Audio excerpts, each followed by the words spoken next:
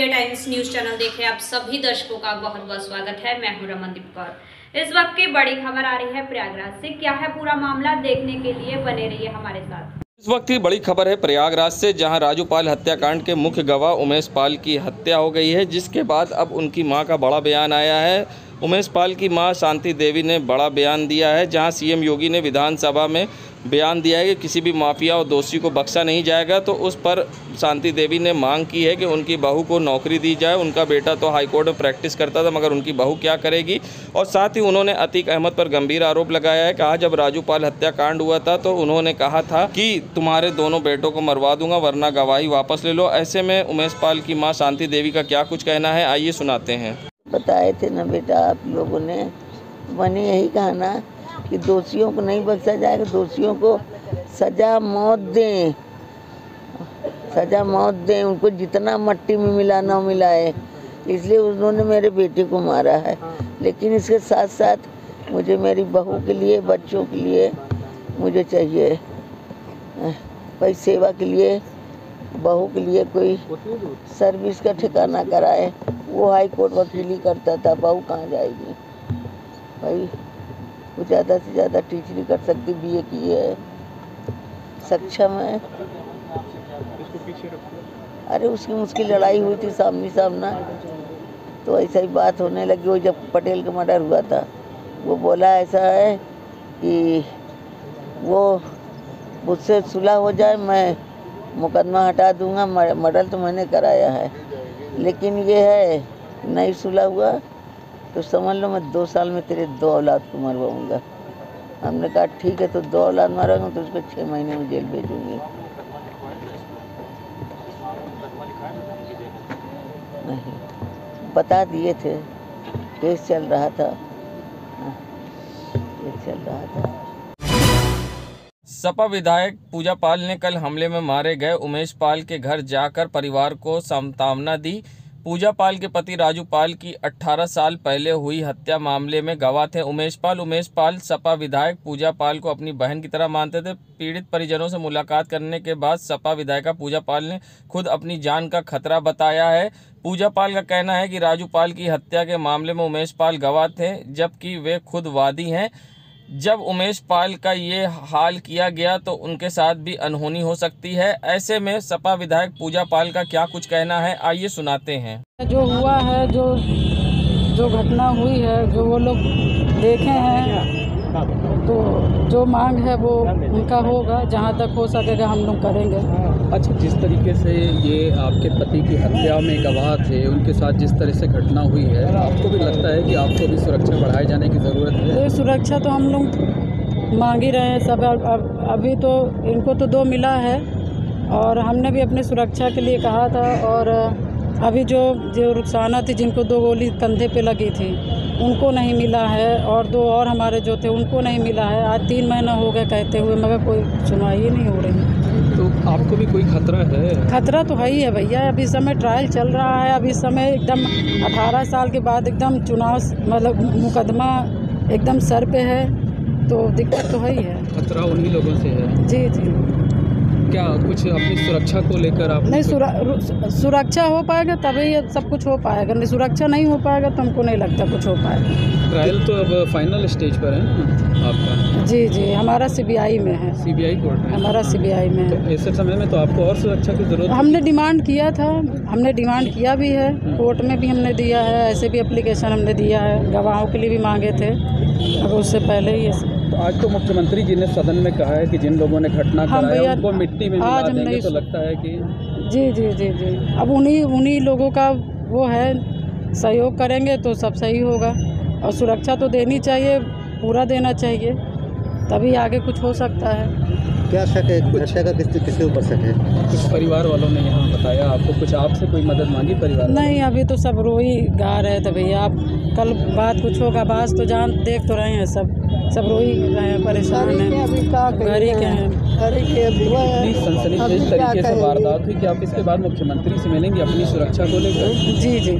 क्या करेंगे? नहीं, सुरक्षा तो मांगेंगे ही, इतना बड़ा मुकदमा चल रहा है और देख तो रहे हैं हम लोग कैसे लड़ रहे हैं। अब हम लोग को नहीं सुरक्षा मिलेगी तो फिर आगे कैसे हम लोग कर पाएंगे? नहीं, अब हमें न्याय की उम्मीद नहीं है। क्या करेंगे, सीएम से या सरकार से? हाँ, मिलेंगे सुरक्षा, अपनी सुरक्षा के लिए कहेंगे, गवाहों के लिए कहेंगे। और सुरक्षा नहीं मिल पाएगा तो कौन जाएगा, आप बताइए। डर लग रहा है आप लोगों को? अब डर तो है ही है, देख तो रहे हैं।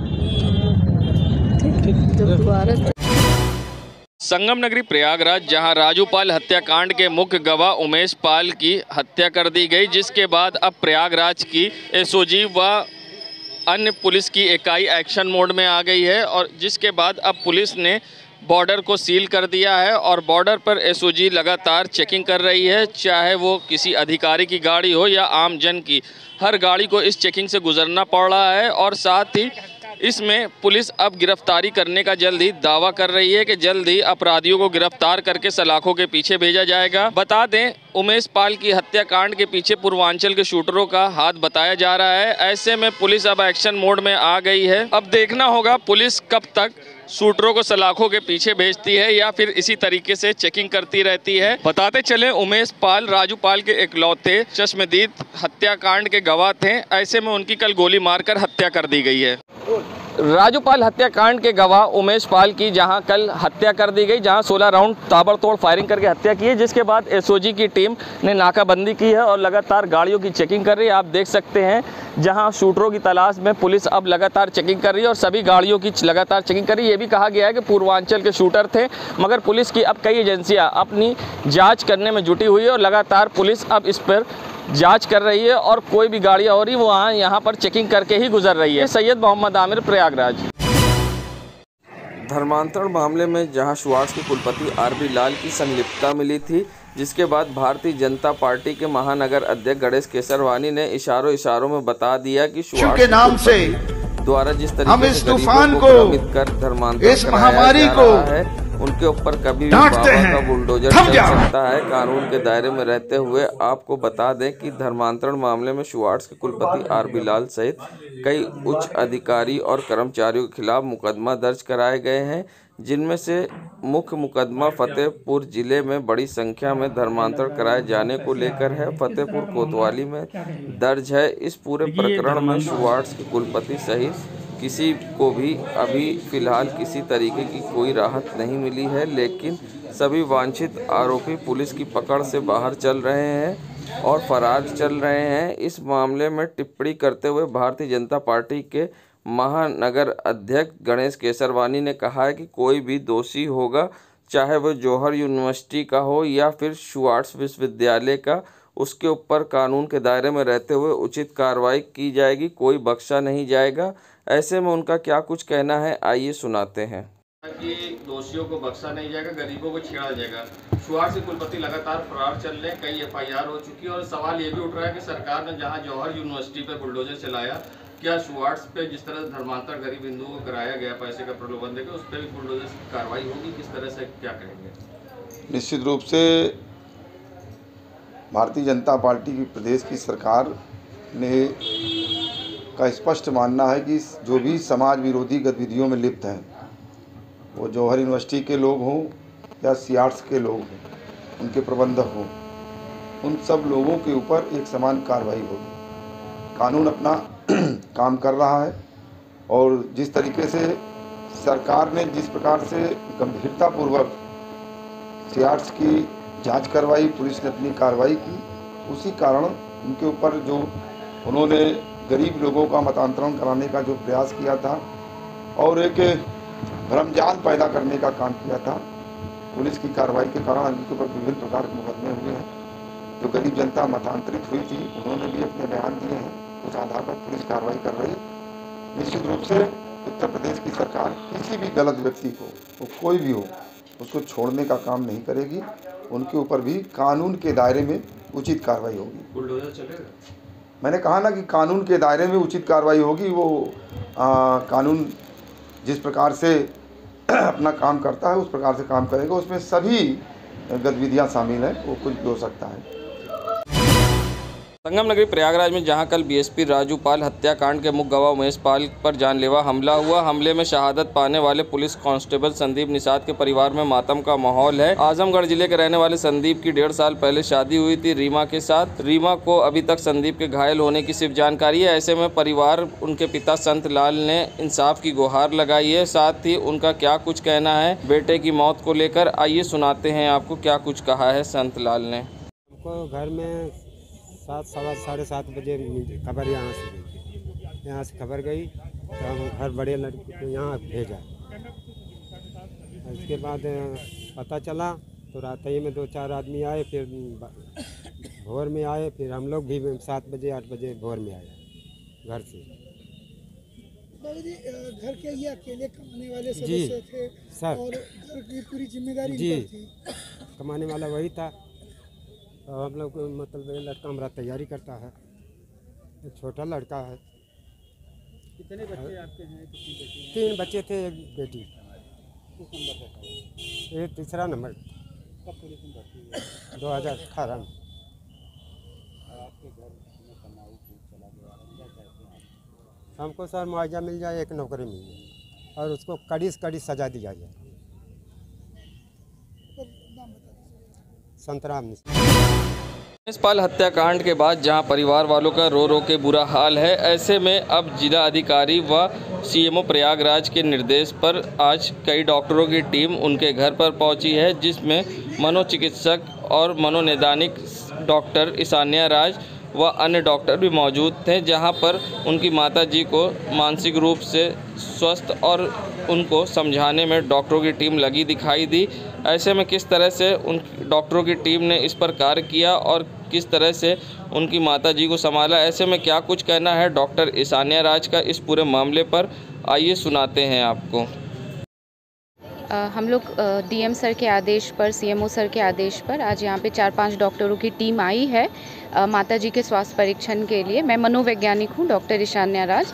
और चूँकि माताजी का रोकर बहुत बुरा हाल है, मानसिक स्थिति उनकी बहुत ज़्यादा विचलित हो रही है, इस वजह से फिजिशियन भी हैं, मनोवैज्ञानिक भी हैं, हर तरीके के स्पेशलिस्ट तब तक यहाँ पे मौजूद रहेंगे जब तक माताजी की स्थिति बेहतर और स्वस्थ ना हो जाए पहले से।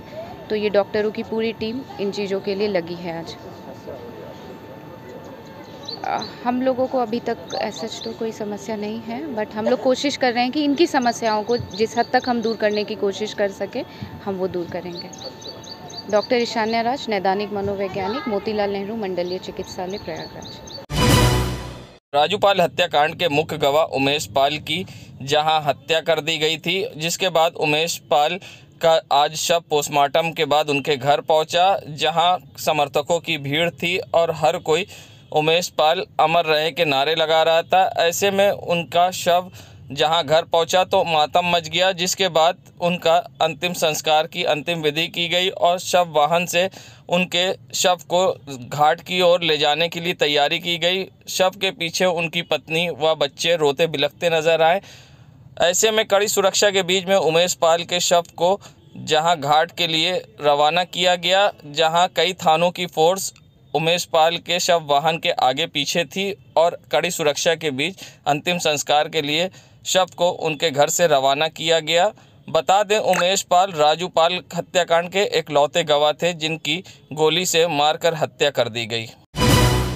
उत्तर प्रदेश में उच्च शिक्षा की स्थिति पर भारत के नियंत्रक महालेखा परीक्षक CAG ने अब चौंकाने वाला खुलासा किया है। प्रयागराज स्थित मुख्यालय में उच्च शिक्षा पर CAG ने अपनी रिपोर्ट में प्रदेश में वर्ष 2019-20 में उच्च शिक्षण संस्थानों की खस्ताहाल की स्थिति की तस्वीर सामने रखी है। रिपोर्ट में प्रदेश में उच्च शिक्षा के छात्रों के नामांकन में कमी, छात्र शिक्षक अनुपात में भारी शोध में कमी और इन सब की वजह से रोजगार के लिए अनुपयुक्तता सामने रखी गई है। रिपोर्ट में इसके लिए सुधार के बिंदुओं पर अपने सुझाव रखे हैं। ऐसे में VK मोहंती प्रधान महालेखाकार का क्या कुछ कहना है, आइए सुनाते हैं। 5 ऐसे ज़िले हैं जिन जिलों में जो है आपने बताया है कि कोई गवर्नमेंट का ही जो है हायर एजुकेशन का कोई सेंटर नहीं है। ये सवाल है, ये खबर है। मैं एक बार मैं क्वेश्चन कर दे रहा हूँ सर, ये बताएं कि जो अभी विधानसभा के पटल पर ये उच्च शिक्षा का ये निष्पादित रिपोर्ट आपने रखी है। इस रिपोर्ट के मुताबिक हायर एजुकेशन की क्या स्थिति है और जो 2 यूनिवर्सिटीज़ को लेकर आपने सैंपलिंग की थी उसमें क्या आपने पाया है और क्या रिकमेंडेशन यूपी गवर्नमेंट को की है कि वो हायर एजुकेशन के क्षेत्र में सुधार करें?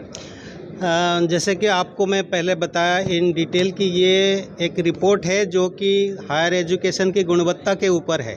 तो इसमें मैं बोला कि अगर पूरा उत्तर प्रदेश के उच्च शिक्षा का व्यवस्था देखें तो उसमें बहुत सारे आपने देखें 5 जिला ऐसा है कि जहाँ सरकारी लेवल पे, प्राइवेट में हो सकता है, सरकारी लेवल पे कॉलेजेस नहीं है व यूनिवर्सिटी नहीं है। 20 ऐसे जिला है जहाँ महिलाओं के लिए सरकारी या एडेड लेवल पे कोई कॉलेजेस या यूनिवर्सिटी है नहीं। और ऐसा मैं बोला कि सरकार के तरफ से ऐसे कोई नीति नहीं है कि चाहे जो जिले में कुछ नहीं है उसके लिए कैसे कॉलेज खोला जाए या नहीं खोला जाए।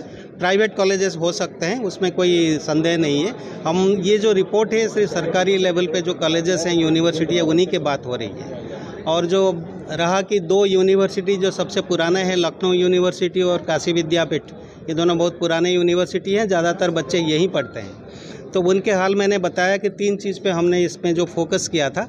पहले है कि यहाँ पर इंफ्रास्ट्रक्चर कैसे हैं, दूसरा है कि वहाँ बच्चे और टीचर का क्वालिटी कैसे हैं, पढ़ाई कितने हो रहा है, और तीसरा है कि उसके गवर्नेंस जो इसको चलाया जा रहा है उसको परिचालन में क्या त्रुटियां हैं या नहीं है। तो इसमें हमें देखें कि जैसे इनकी पढ़ाई में, क्वालिटी में, जैसे करिकुलम रिवाइज हो नहीं रहे ठीक समय पे, जितना मार्केट ओरिएंटेड या जॉब ओरिएंटेड कोर्सेज बहुत कम है। क्लासरूम्स पुराने तरीके से हैं, उसको आईईसी क्लासरूम जो कंप्यूटराइज क्लासरूम उसमें भी संख्या कम है। टीचर और स्टूडेंट के रेशियो बहुत ज़्यादा लॉपसाइडेड है, 1:20 के बदले से 1:150 तक भी है काफ़ी जगह पे। और टीचर तो बेसिक क्वालिफिकेशन ठीक है, बट रिसर्च में थोड़ा कमियां हमें मिली हुई है कि रिसर्च का कोई रिजल्ट नहीं मिल रही है। संगमनगरी प्रयागराज में जहां देर रात सिविल लाइन स्थित पत्थर गिरजाघर के पास एक कार अनियंत्रित होकर डिवाइडर से जा टकराई, जिससे कार पूरी तरह से क्षतिग्रस्त हो गई, मगर कार में बैठे सभी लोग सुरक्षित हैं। बता दें, वहीं क्षतिग्रस्त कार को अब मौके पर पहुंची पुलिस ने यहां पर क्रेन के माध्यम से हटवाया है, मगर गाड़ी सवार सभी लोग सुरक्षित थे। मामला सिविल लाइन क्षेत्र के पत्थर गिरजाघर के पास का था, जहां देर रात महिंद्रा ज़ैलो कार से कुछ लोग जा रहे थे और कार अनियंत्रित होकर डिवाइडर से टकरा गई, जिससे कार का कुछ हिस्सा क्षतिग्रस्त हो गया। जिसके बाद मौके पर पहुंची पुलिस ने कार को क्रेन के माध्यम से हटवाया है। सबसे बड़ी बात यह है कि इसमें किसी प्रकार की किसी की जान की हानि नहीं हुई है। देश दुनिया की खबरों के लिए world media times news channel को सब्सक्राइब करें।